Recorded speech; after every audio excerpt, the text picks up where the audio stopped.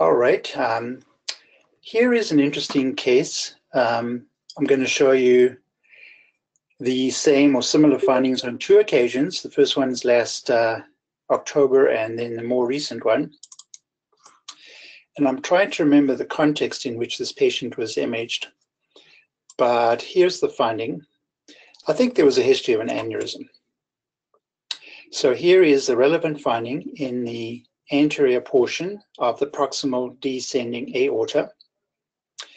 And that was described as a thrombus. So in looking at it, why might it not be a thrombus? It's very ill-defined.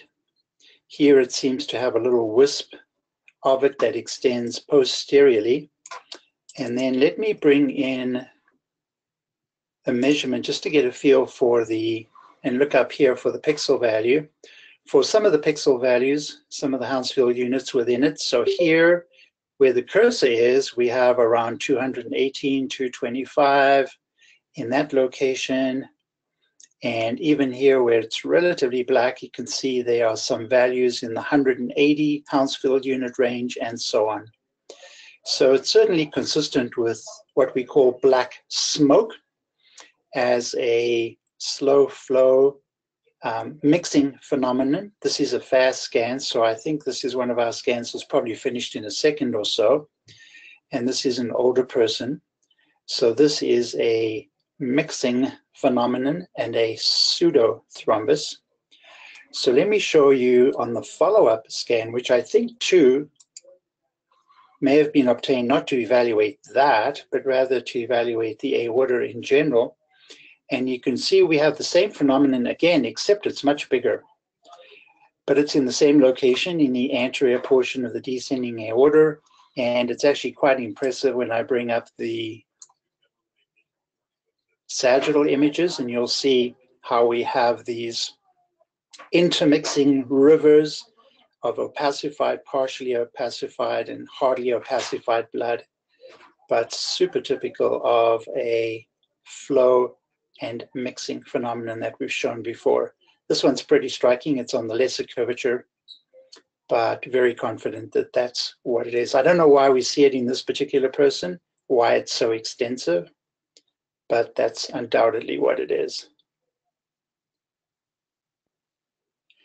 So any comments from anyone? Or just another typical one? Yeah, no, it's typical, and you can see you're kind of at the leading edge of the contrast bolus because the abdominal aorta doesn't have as much contrast in it. So you know you're kind of chasing towards the edge of the bolus. And also, it is that lesser curve where you typically will see more of this vortical flow. As I've got a couple of 40 MRs that showed that that's where you get those little eddies and just areas where you have less mixing of contrast, whereas along the outer curvature, you usually will have more mixing. Yeah, you're absolutely right about all that, including being scanning and going faster than the flow is going, in a sense, so that the scan's over very early and we're getting out of the contrast in the descending aorta. Absolutely, yeah. You can see the difference. Is that on your force scanner? This is I think on our new force scanner, particularly the one on the left side. Yep, I believe it is. You know, Howard, as we've noticed, we're seeing these smoke artifacts more and more with the newer scanners. Almost makes you wonder for non-cardiac scans if it's worth maybe slowing them down a little bit. Yeah, right. Because, I mean, most people out in practice, I mean, I would say this is not a very well-known phenomenon.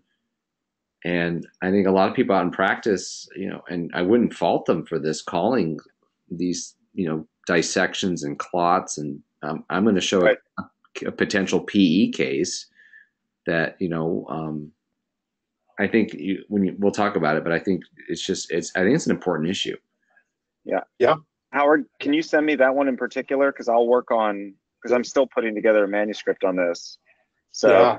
I think this is a perfect example. Now, what's interesting there too is you can see the left atrial appendage on that very image. Yeah. Sorry, let me show you the left atrial appendage. I'm glad you mentioned that, because we can see here, as you said, we've got virtually a fluid level in that atrial appendage here. And let me see if on the prior scan in October, there was the same phenomenon. Well, perhaps, well, maybe a little bit, because there's a difference in attenuation between here and there. So this is also less opacified with contrast and much more apparent. That same phenomenon on this one. Yep, exactly. So we have that same mixing phenomenon with pseudothrombus in left atrial appendage too. Good. Yeah, I forgot about that. All right, good. Let me show you this particularly interesting patient. So let me bring up one CT, and let me actually just give you the context as well. So I'll put that up alongside. You can see the context there. There's a lot of information, but it is a patient with myelofibrosis. And since that diagnosis was made last year and a little bit more recently, he's been treated, and more recently, after some of these CTs, he actually did get, in part, a stem cell transplantation. But here is a CT from January, and you can see that we have bilateral diffuse pulmonary hyperattenuation abnormality. It's basically ground glass, very extensive. Very few areas of the lung are relatively unaffected. And I think the reasonable description is simply ground glass. That's what it really looks like. I don't see septal lines or anything to suggest this is some form of edema. There's no airway abnormality to suggest an infectious or inflammatory airway condition, a bronchitis or a bronchiolitis, just diffuse ground glass attenuation. So I will show you in follow-up that this does not change. So here is February. And sorry about that, let me bring it down. And you will see that the same finding exactly is present in February. And I will show you another one before I show you some other findings. This one is March. And you'll see that the same findings are present. And they're pretty much identical. Actually, there's obviously some new basal lung abnormality here, which I presume might be an aspiration syndrome. I'm not sure what that is. But the other process is pretty much fixed and unchanging. So here we have, interestingly, a PET scan from February, and I'm going to change the window a bit here. So there is involvement of bone marrow in different places. We've got splenomegaly, and I'm going to try and bring out this phenomenon by changing the display parameters, because the lungs are diffusely pink. So I do not have a biopsy, but given the findings and the PET scan, I'm pretty sure this is pulmonary extramedullary hematopoiesis, which is known to occur. And I think the CT findings here are very consistent with that. Just a diffuse accumulation of cells in the parenchymal interstitium of the lung, producing that. So I don't think a biopsy is necessary. I'm pretty confident of the diagnosis. I've seen it maybe once or maybe twice before in my career, but it's a well-described phenomenon. Yeah, I think you showed a case and I showed a case. And I can't remember if we've had more than that or not, but I agree. Yeah, that's an impressive PET scan, right? I've obviously changed the display parameters, but definitely there are cells there, and the cells are metabolically active, and they're just lots of cells, basically, throughout the lungs. Yeah. So presumptive diagnosis. He does have some pulmonary hypertension, I believe. Let me show you that there's a comment made by some pulmonary hypertension folks. So he's got pulmonary hypertension by virtue of his pressure. He does not have an elevated left-sided pressure. And they have accepted the diagnosis of myelofibrosis, and they said this is group 5. Pulmonary hypertension, which is group 5, is PH with unclear multifactorial mechanisms and hematologic disorders, myeloproliferative disorders. And they suggested that PAH-specific therapies are not indicated. Interestingly, they actually gave him a vasodilator therapy with the right heart cath with an increased pulmonary capillary wedge pressure. That's kind of interesting. But you can see the discussion there, at least from the cardiology point of view. and the presence of pulmonary hypertension that he also has.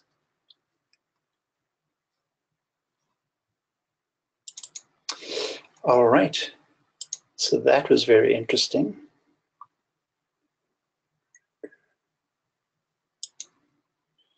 Let me see. This is a case I can show from Julie Takasugi. So let me bring that up here and put that, well, we can go through this and as well as this. So the finding here in this patient, and I'll give you the history in a moment, was the discovery, at least on chest imaging, of here in the right ventricle, there are either thrombi or small clots right there. And then there is pulmonary embolism in the right lower lung with the focal opacity consistent with focal pulmonary hemorrhage or an area of hemorrhagic infarction. So there is clot, which is here in that vessel there. And there is another area of involvement here in the right upper lobe that you can see there. So the clinical context for this patient with right ventricular abnormality and pulmonary embolism is Behçet's syndrome. I hope I pronounced that correctly. Here is some clinical information from Julie about this person that has the oral and genital ulcerations. Did have a finding on cardiac ultrasound of the abnormality in the right ventricle. Ulceration on the tongue and the cheek. So certainly this is a well-described phenomenon in Behçet's syndrome, and she sent along a nice article about that. So let me just bring this one up. The key points for vascular disease that you may get in Behçet's syndrome is in this table there. Solo in situ thrombosis, pulmonary artery, I forget what that is, thrombosis, embolism, thrombi on the right side of the heart, and so on. And of course, you can get aneurysms, but this patient doesn't have a pulmonary artery aneurysm as such. But otherwise, pretty typical findings or very consistent findings with this clinical presentation of Behçet's syndrome. Okay, can I show one more? Sure, go ahead. So the finding here, let me put up two. This is 2013 compared to a more recent one that we saw. And the finding here, so here we have a couple of years in between these two, is this focal rounded opacity in the basal, lateral basal left hemithorax. There is definitely abnormality there before, the opacity is there before, but it's a little bit bigger than it was previously. And as far as I know, that's entirely an incidental finding. So here is the CT scan that goes along with that. Sorry, let me put that back. Oh, I'll just bring this up. And it's going to be easily diagnosed that this is a focal hernia involving that left hemidiaphragm laterally. Here is the defect. We can see a little bit of fat that has come up into the chest with the focal defect. So we try to figure out why this person might have this. There was no history of a stabbing injury that we know of, but there is a history of chest tube or chest tubes placement for treatment of an empyema many years ago. So we speculate that this might be an injury related to the chest tube. Perhaps one chest tube actually passed through the diaphragm, made a small hole, and this is just a sequel of it.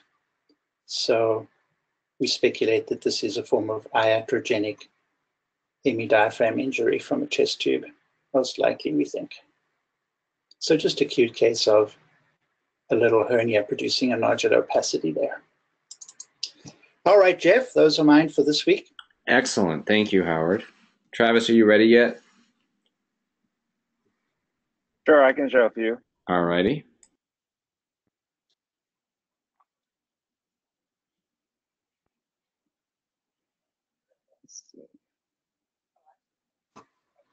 I'm going to get rid of that one screen first. Okay.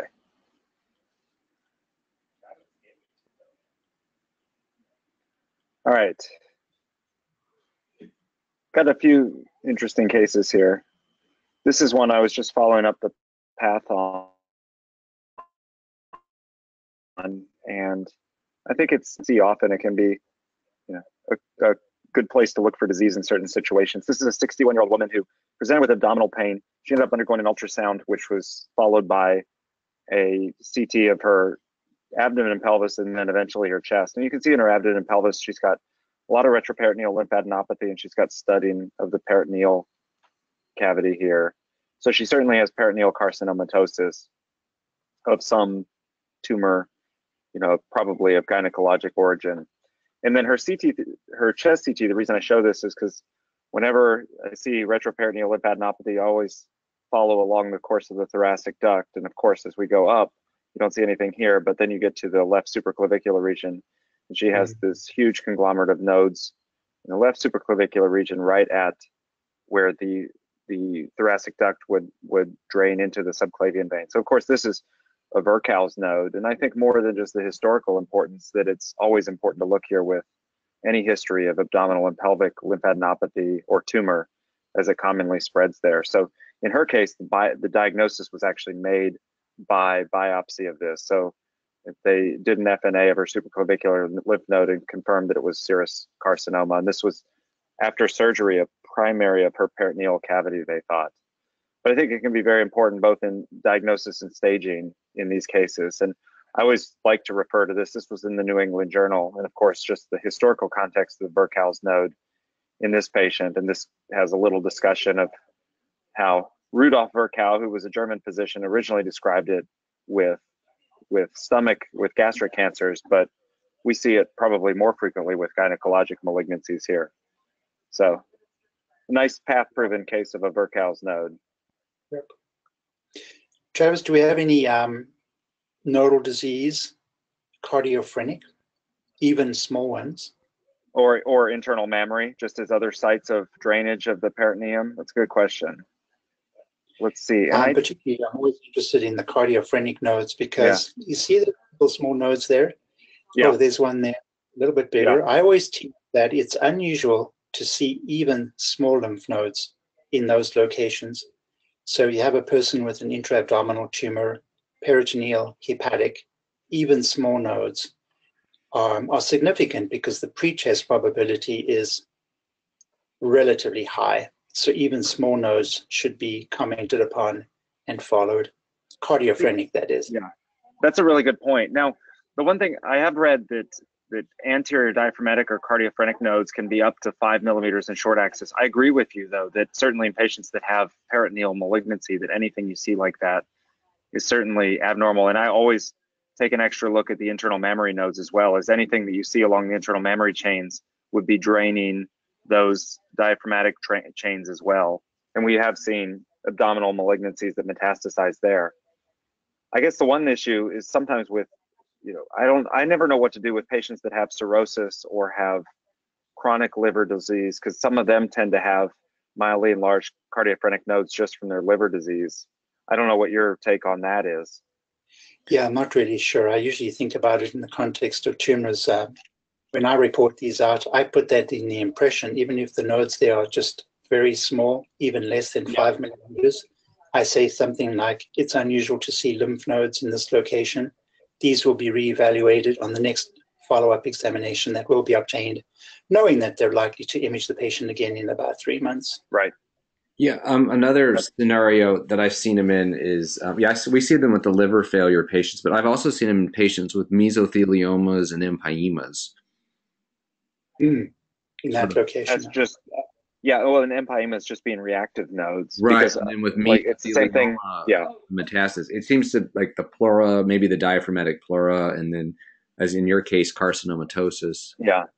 Well, and when I wrote up my series of paragonomyosis cases, almost all of them had cardiophrenic lymphadenopathy, you know, and they all had pleural disease too. And it was a question of whether it was from the worms migrating from the peritoneum into the pleura, if it was just reactive from the pleura itself. But yeah, that's a good point. Those are other times you would see them. So yeah, good point.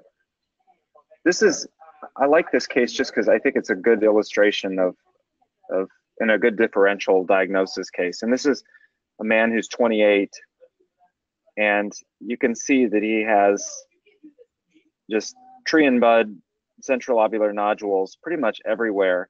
But if you look at his larger airways, you see that he has bronchiectasis, and it's much more of a lower lung predominant bronchiectasis, despite the fact that he's got bronchial wall thickening, kind of makes these pseudo-normal in size, but the airways are definitely dilated in the lower lobes, and you can see them out too far. But he's just interesting. He's had chronic infections with chronic Pseudomonas infections, chronic atypical mycobacterial infections, but it's a case of lower lobe predominant bronchiectasis from just vertically acquired HIV transmission. What's really interesting, unfortunately, I don't have the case right now, but this patient's mother also has severe lower lobe bronchiectasis from her HIV infection. But when we think about lower lobe, you know, it's usually chronic infection or conditions that predispose to chronic infection like aspiration or emodal cilia, or in this case, HIV. So it's one of the more unusual causes I think we see of lower lobe bronchiectasis, but I thought it was worthwhile just to put in it since it is on the differential. Yeah, very dramatic. Yeah, that's just a quick one. This is an interesting one. I'm curious what you guys think of this. This is a patient who was actually presented at our ILD conference. And actually, there's two findings. The first one I want to show is, this is kind of cool. This is the most lobulated and biggest pericardial sleeve I've ever seen.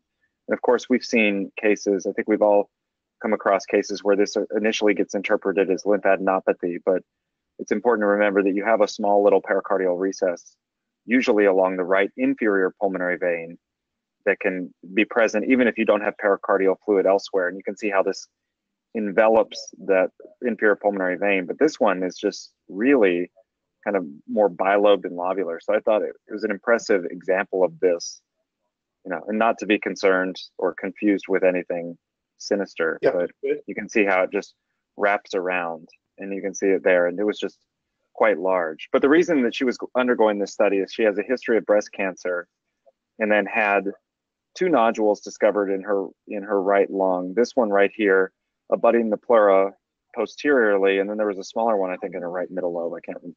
This guy right here, near or along the minor fissure. You can see right there. So she underwent a PET. Both of these were mildly metabolically active, and she went to surgery elsewhere, and they resected these. And the pathology on these, interesting, these are just little silicotic or mixed dust pneumoconiosis nodules. And the pathology is kind of the description, the polarizable needle-shaped crystals with this stellate or medusa head appearance. So of course they weren't cancer, and she was referred just because they thought maybe she had a pneumoconiosis. But the rest of her lungs look okay. And on further questioning, because you'll see in the discussion here when I go back to it, but she certainly doesn't have like a full-blown pneumoconiosis. But the rest of the discussion, you know, we were saying that often this is from mining. It can be from, you know, other stones, quartz, you know, quarries and whatever. And apparently she, here in the history, apparently her husband owns and invests in marble factories, and she's been through several marble factories, and they're not sure if she inhaled it at one time or not. I don't know what you guys think, or how often you see just discrete nodules like this that ever get resected that contain this kind of material. It's very curious. I don't know. Yeah, it's almost more like not a true pneumoconia. Well, I guess it is pneumoconiosis, but not a diffuse disease where it's just like almost like a foreign body reaction. Yeah. I was wondering. I think it's right. It wasn't called pneumoconiosis. Yeah, it was just called a pneumoconiosis nodule. So it's interesting. The nodules look like enlarged intrapulmonary lymph nodes, which you wonder. But it didn't sound like it on the path. No, but this kind of does. It's a, you know, pleural, or right. Certainly could be a little node, and the other one was along the fissure. Right, but you wonder if the lymphatics were just clearing the dust, and for whatever reason in her. Right. And that was actually what I had said beforehand, that I thought these were, I mean, these could just be little nodes. Yeah, that's a good point. So I think he may have said here in the gross, he just said they were subpleural nodules. So kind of an interesting one. But yeah, I agree. There's certainly no no frank pneumoconiosis anywhere else. Now, Howard, I think you especially will like this one. This is a curious case. This is a patient who came in with you'll see here it's a type B dissection, which in itself isn't, that interesting. We see type B dissections all the time. But what's interesting right here is this little snorkel down to the pulmonary artery. So this is the first time, and you can see that it communicates with both the true and the false lumen right here. We've got a little bit of heterogeneous inflow, and I'll do an NPR. And of course, in this location, I think everybody knows what it is. It's a little patent ductus arteriosus. And you'll see, let's see if I can get a good image of it. I can spin it around, let's see. Yeah, you can see here on the sagittal that you can see as I scroll through that it's clearly a little patent ductus arteriosus. So I have never seen this in the context of an acute dissection, but it definitely looks like it communicates. And based on the size of this dissection, they went to endovascular repair. And that makes this even more interesting, because if there's any doubt in your mind that that wasn't actually patent and it was just a little remnant of the ligamentum, you will see that the excluded false lumen is still filling from that. So, and it may be filling from an intercostal, well, it's probably filling from the pulmonary artery and then retrograde into that intercostal. I don't know, it's going one way or the other, but it's clearly still filling there. So. Oh, that is. It's kind of cool. Yeah. So are they going to go back and do something with the ductus, since there's sort of effectively no leak? Yeah, unfortunately, I don't know, because it's a general patient that just came to the ED. Yeah, because this is effectively an endo leak or just persistent filling of the excluded false lumens. I don't know, but I thought it was interesting on the pre-op study, and then even more interesting on the post-op, because this is contributing to flow in the false lumen. So interesting. Yeah. Jeff, is there anyone besides you showing cases, or is it? No, go ahead. Take okay. As time as you want. This would be one that David would like. And I saw this pre-op, well, I saw this immediately post-op before they had the operative report up. But this is a patient this is an outside radiograph from last month. And this is a 48-year-old man who came in with relatively acute onset left-sided chest pain and abdominal pain. And you can see here he has an abnormality in the left lower hemithorax. And it looks, certainly on here, it looks like he may have an effusion, with this extending up posteriorly. And then you can see on the CT, and this was also done at the outside hospital, that immediately you see this is all omental fat or mesenteric fat and a lot of vessels in there. And you see right here that it looks like there's a little defect. And unfortunately, since it was outside the axials, that's as far as they go. But I do have coronals and sagittals that show right here is the defect. And so this is a small defect that's midway up, anterior to posterior. I'll show you on the sagittal. And right there. And so it's a little waste.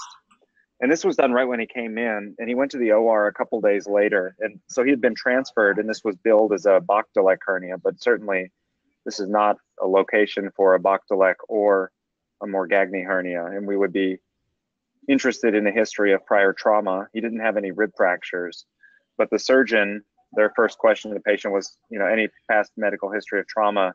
And this guy had been stabbed in the left chest with a knife like 20 years prior. So this was from an old knife wound, presumably, and he presented now because this was actually incarcerated. And when they went in, he was having worsening pain. And I've got the report here. I just need to pull it up.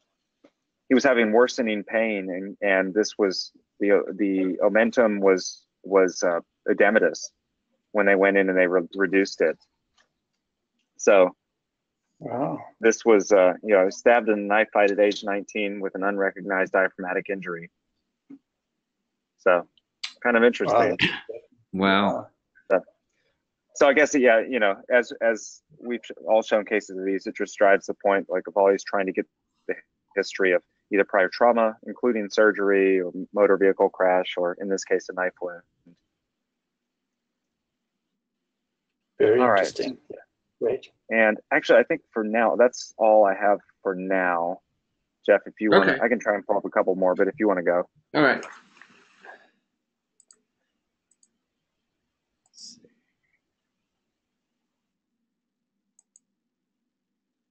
Okay, so here's my smoke case that I showed you guys earlier this week. But so this was a patient came in the ED. Now he has an underlying diagnosis of IPF, so an older patient. You can see just extensive fibrosis, honeycombing, basal predominant. He's breathing a little bit through the scan, but and the only finding that was suspect was this area right here in the left upper lobe. And you can see on this window, on the angiographic window, it's not particularly that dense. But if you go back to the standard window, you can see it. So one of the things for smoke we've talked about is that you typically don't see it on the standard window, but it's not that striking. But the important thing, I think, in this case, and let me get the right one. Here we go. We look at it closer. I mean, there is some dilation of the vessel, which would be a little bit suspect for a QP, but you can see it's very amorphous along its edges. There's denser contrast running throughout it. And if you put a region of interest on it, you can see that it's 180 Hounsfield units mean, so too dense for a clot. But it was interesting because this was the only one on the whole scan, but it is in the area of probably the most fibrotic, for lack of a better word, lung here with all this extensive traction, bronchiectasis, and honeycombing. So probably some bronchial artery inflow. Now, we don't see that as well in our scans because we do them as it's sort of a dual phase. We get both the left and right heart side of the bolus. So there's not a lot of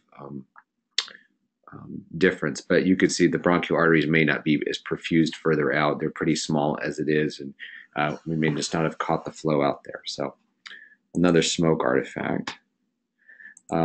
This is a kind of a fun case. This is a guy who presented with a left lower lobe infection. And let me pull up the original CT.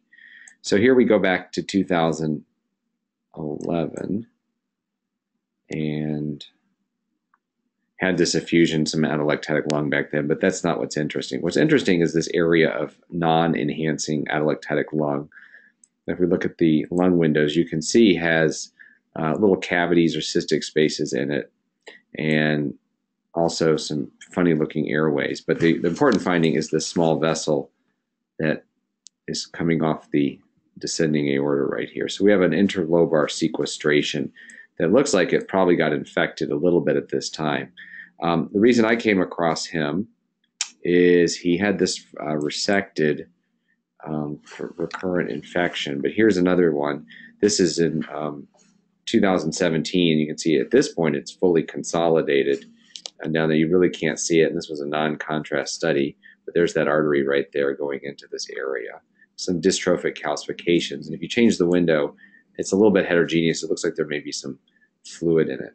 And then this was the, this is the most recent study here. Apologize, there's a helicopter behind me right now. But you can see here again, so here now that consolidation has become more cavitary again. So one of the indications for resection would be infection or recurrent infection, just because it's never really going to clear out very well because of the lack of normal architecture. So this came out as a sequestration. I was looking back to see if it had some hybrid features in it. There are some cystic spaces in it, so it would not have surprised me if some of this was CPAM-like areas in it. I didn't see anything that looked like bronchial atresia, though, but you can see this sort of looks bubbly. This is a fun case. So this patient had has this large pericardial effusion, and what also is abnormal is there's this soft tissue in the right atrioventricular groove surrounding the right coronary. You see how the right coronary is a little bit small. There's also pleural effusion. But the most striking finding, and there was a cardiac MR that showed this better, but it was very limited because he couldn't tolerate the exam, so I didn't save it. But you'll see there's all this soft tissue around the descending aorta. You can see it mostly near the diaphragm, and then as we get lower, you'll see it continues this soft tissue circumferential, and then we come down to the kidneys, and there's all this retroperitoneal soft tissue. So you guys all know what this is, I'm sure, by now. Wow. Yeah. And here's the bone again. We don't have any radiographs, unfortunately. I was hoping for the lower extremity, but yeah, this is a case of Erdheim-Chester disease, which we've shown several of these. It's got the pretty typical findings, but this is the first time I've seen a case that involved the heart sort of as a soft tissue mass here. It's kind of hard to see. It looks like there was some in the interatrial septum as well. A little bit of soft tissue thickening there. Back in here? Yeah. Maybe so. Yeah, unfortunately, MR got about 3 or 4 sequences in, mostly localizers, and we didn't get the good view. But at that point, there's not much to do for it. But I like this case. But it's interesting how just much more the retroperitoneal disease is quite extensive, but pretty typical appearance. Very. Okay, well, along that theme of disease, this is a patient, 68-year-old woman, who has a lung that looks like this. It almost looked like she had a lung transplant for fibrosis. You notice the azygos is large, the diaphragm's up, the right lung's small. But let me show you her CT, and you can see that this lung is not getting. There's not really any enhancement here. The left pulmonary arteries are quite large. And you'll see that the right pulmonary artery is present, but then it just stops, and there's all this soft tissue encasing the right main bronchus going into the coronal space. It occludes that pulmonary artery, and you'll see that there's smoke in the right inferior pulmonary vein. So there's a little bit of blood getting in there, probably from a bunch of transpleural collaterals, but very slow flow. And then there's really very little superior pulmonary venous flow, and then the airways are narrowed. So this is a case of fibrosing mediastinitis. Now, why she has all this consolidated lung on the right, I'm not 100% sure. I'm guessing it's some venous backflow or venous congestion, for lack of a better word. And then there's this mosaic attenuation on the left, which some of it may be airway related, but I think a lot of it is vascular given the discrepancy in vessel size. So she's sort of developed pulmonary hypertension on the left because all the cardiac output's going out the other side. But there is some of this tissue creeping along the left hilum as well. It's just not causing any real stenosis. There's a little narrowing of that. And then you see the retrograde flow down the hemiazygos vein because the brachus phallic is compressed. So that's probably more functional or physiologic with her supine and from this power injection. So really nothing to do for this lung. It's sort of, if you did a VQ scan, there'd really be no Q over here, so she's functionally has one lung. Wow. Now this is a tough case. So this was done for line placement. This patient had some trauma, I believe, and they had to intubate and put a gastric tube down. And you can see there's some what looks like aspiration down here, and then there's this central line placement. And you look at it. Courses medially, but it sort of terminates near the cavoatrial junction. I don't think if you weren't suspecting anything would look a little confusing. I didn't save the subsequent image, but on the subsequent image, a large pleural effusion had developed. And so you question whether there was a hematoma or something at the time it was placed. And on the CT, this was done, they were looking for pulmonary embolism. I'm not sure why that is, but you'll see that this central catheter sort of it passes through the vessel and then keeps going. Here are the arch vessels, and it goes into this pleural space on the right. Happened to lining up right behind the SVC, and there's a pleural effusion, and there's a little bit of blood down here. So they thought the line was good, based on the radiograph, and I presume somebody got blood back from something, and so they actually infused some saline into it, and that's why this pleural effusion developed so quickly. See, these are 6 hours apart, but it's really, really challenging here. It's a little more medial in the upper portion, but to be honest, I'm in the ICU. I don't think I would have blinked about that. And it just happens to terminate right at that little notch. Yeah, now that really where it is, we can see that the combination of the way it curves up high and ends up quite medial is unusual. Right. But it's, you don't know if the head's turned a little bit sometimes. Yeah, sure. That's really hard. Right. That's a lot harder than even an arterial placement, obviously, because it would follow the aorta. Yeah. Whew. Yeah. They were suspecting it pretty quickly, but it's interesting. Yeah, I was a little surprised that they got blood back enough to use a line. But you know, never know. I mean, clearly they went through and through. These are all done under ultrasound. It happens. We've seen them go in the mediastinum, arterial, but I think this is the first one I've seen go in the pleural space. So I showed one I think I showed one a few years ago, early on when I was at Emory. It was a surgically placed left-sided port catheter that terminated near midline, kind of in an ambiguous position. And my colleague had called the surgeon and said, I don't know where this is going. And they, thought it was placed correctly. And the patient went elsewhere and got chemo infused straight into their left pleural space. Wow. So at least this was only saline. Yeah, or whatever other medication. Yeah, but it was removed and there was no subsequent issue.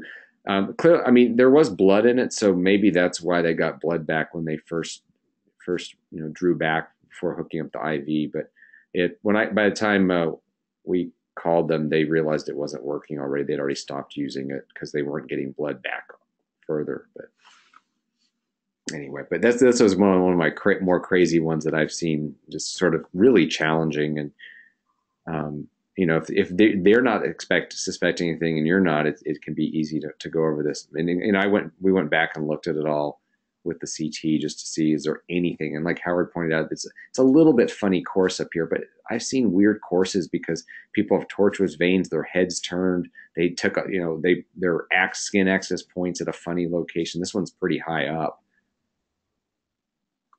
So, but even with ultrasound, it happens. All right, and I was going to show Julie's Bechet's case, but Howard kindly did it for me, so that's perfect. I can show a companion case that Travis will like, given what he just showed us. Okay. So this one, Jeff, I'll show a catheter. I pulled up that port catheter case I was just talking about. So this is a case that Leif shared with me. So I will show you first the axial. And I think that this is in the context of a patient with a known dissection. And you can see the findings consistent with that, a type B. Sorry, let me just do this. So we have, if you see anything unusual, let me know. So of course, what's really cute in relation to the one that Travis showed is right up here. So let me bring up the sagittal, and you will see that we have the PDA, and you can see right there the little triangular jet of contrast medium going through it, so it's patent. And there's a little spurt. It's a little spurt of contrast, a little spotlight right there. So an incidentally discovered PDA, just in the context of imaging for, I think, follow-up of a type B dissection, as far as I know. Well, there's surgical, no, never mind. Are these surgical clips? Unfortunately, I don't have too much history. I guess it is. So just an interesting PDA discovered in the course of imaging. Right there. Yeah. It looks like it's like a spray. I'm trying to understand the case that you showed where the PDA communicates with a false lumen. Yeah. I guess. Yeah, that is interesting. Okay, Jeff. All right. And Travis, you had one too. I'll show this really quick. This is the most famous Erdheim-Chester case from Mallinckrodt, and a couple of my colleagues wrote this up. And Jeff, your case reminded me, because you can see that this was on a coronary. No, I guess it's not a coronary CTA, but there was a lot of soft tissue infiltrating around the right coronary and into the interatrial septum, like yours, and similar, nearly identical look of the retroperitoneum. So, yeah. So I guess I don't know how often it happens here, but that's at least 2 now. And then this is the catheter case. And so this is a surgically placed left port. And you can see that, the proximal portion is reasonable. It doesn't go up too high, but it just kind of ends near midline. And to my colleague's credit, he called and said, I don't know where the tip is. And you can see 3 months later is when the next image is. They had sent the patient home and they went somewhere else to get their chemotherapy. And you can still see it's left of midline. And then they developed sudden onset chest pain right after they gave the chemo. No surprise. So you can see that this is just a big pleural effusion, and then the catheter is right here at midline, more anteriorly in the pleural space. So I think it underscores that you have to have a high level of suspicion if it doesn't have the typical course, even if they insist that there's blood return, because I think the story was the same in this one where they said they got something back, but not sure what it would have been. So, all right, it's probably the blood from the initial placement. I guess, it's almost I don't even know through and through, because I mean they just see that one went right through. You can see it go right through the vein. Yep. And I think your point about ultrasound, I'm skeptical. I wonder if people that are using ultrasound to place lines in the ICU, I think we all know from IR experience that it's hard to see the tip of your needle sometimes. And I wonder if sometimes people think they know where the tip is when they don't. Right. And it gives them a false sense of security. So. Yeah. I mean, ultrasound has been shown to have reduced complications, but it's not zero. And I think, especially if they're less experienced with it, they just go, or if the patient's hypotensive, the vein may be pretty flat and they just go through and through, or maybe when they're once they get access and they're putting their dilator in, that's when they go through. Yeah. All right. But anyway, that's it for me. Okay, Jeff, I can show a case, a nice case. Sounds good. All right. So do you folks see 2 bedside chest radiographs? Yep. Okay. So I'll give you folks a time to look at this and see what you see. So the difference here is 1 day, and clearly a very sick patient in the intensive care unit being ventilated. I don't know the nature of the lung injury. I don't know if this is a form of acute lung injury or pneumonia. I can't remember for sure. But there are a number of findings here. So the one that I want to show you, and you'll see how this ties in, is, well, take a look at the appearance of the heart and look for differences in the appearance of the opacity related to the heart between this one and this one. And I'm going to call this one, for lack of a better term, I know it hasn't been described before, but I'm going to call it the appearing heart sign. So here we have a situation in which we have the heart, the left ventricle, and here the right atrium, but particularly the left ventricle appearing, whereas before that portion of the heart was effaced by mediastinal fat. So let's see if I've got some marks on one of these images, maybe it's there. Okay, so now we have this kind of situation where that portion of the left ventricle and the left apex appears, same with the right atrium. And the reason that this has appeared is that we now have air in the mediastinal fat, so that in effect, the phenomenon of effacement of the left cardiac apex or the left heart by mediastinal fat is no longer present, and the actual heart now contacts air. The air is in the mediastinal fat, and that's a new finding. So of course we have sort of a continuous diaphragm sign, and yes, we have other findings of pneumomediastinum, air traversing the thoracic inlet, but I've seen this once before, and I'm really sorry I didn't keep the case, because it has the same phenomenon where the heart looks completely different from what it did before, and I'd like to call this the appearing heart sign of pneumomediastinum in the form of air in the mediastinal fat about the heart. What do you think? Makes sense, the phenomenon, at least, whatever you'd like to call it, right? I like it. I wonder if you would. Yeah, I agree. And I wonder, Howard, if you'd also see it if you had a big pneumothorax down there. Yeah, you don't have effacement or air in the mediastinal fat, so you haven't changed the opacity of it. Yeah, I guess it just. I don't think you'll have the same phenomenon, more because actually the heart, you see the proper shape of the heart as it should be if there's no mediastinal fat there, or if that was a thin person, right? Okay. Excellent. So yeah, so I'm going to call that the appearing heart sign of mediastinal air in the paracardiac mediastinal fat, sign of pneumomediastinum. I like it. You like that? Yeah. All right. All right. Well, thank you. Okay. All right. Well, we'll wrap it up here. Thanks, guys.